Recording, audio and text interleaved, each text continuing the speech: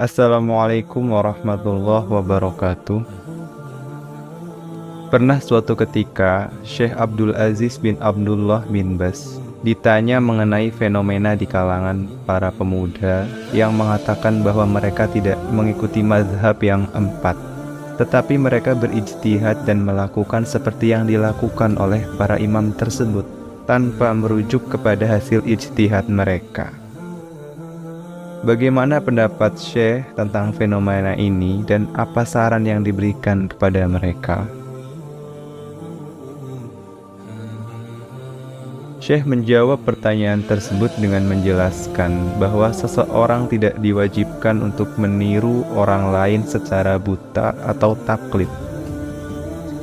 Oleh karena itu, mengatakan bahwa wajib meniru para imam yang empat adalah ucapan yang keliru.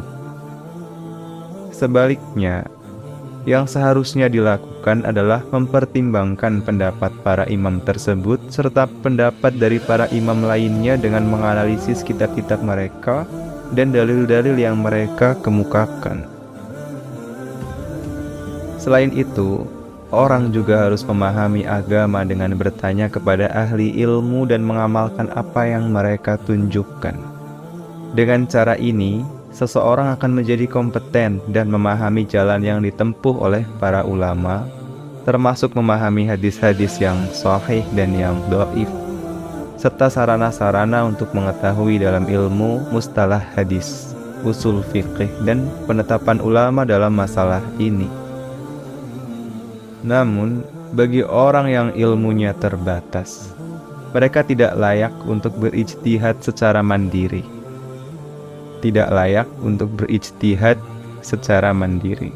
Mereka harus bertanya kepada ahli ilmu dan memahami agama sebaik mungkin, lalu mengamalkan apa yang mereka ajarkan, apa yang guru mereka ajarkan.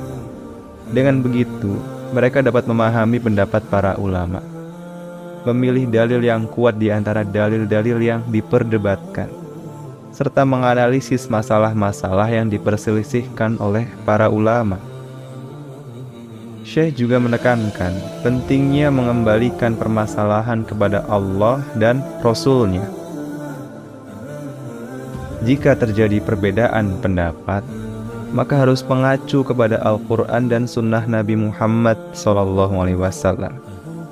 Allah berfirman, "Kemudian jika kamu berlainan pendapat tentang sesuatu, maka kembalikanlah ia kepada Allah, yaitu Al-Quran, dan Rasul, yaitu Sunnahnya.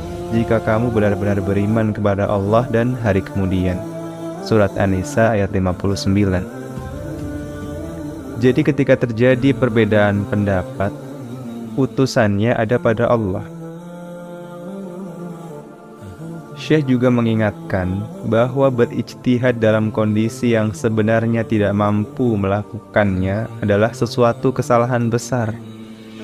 Namun demikian, kita harus tetap mempertahankan motivasi yang tinggi dalam menuntut ilmu, berijtihad dan mencari tahu dengan cara yang benar sesuai dengan para ahli ilmu.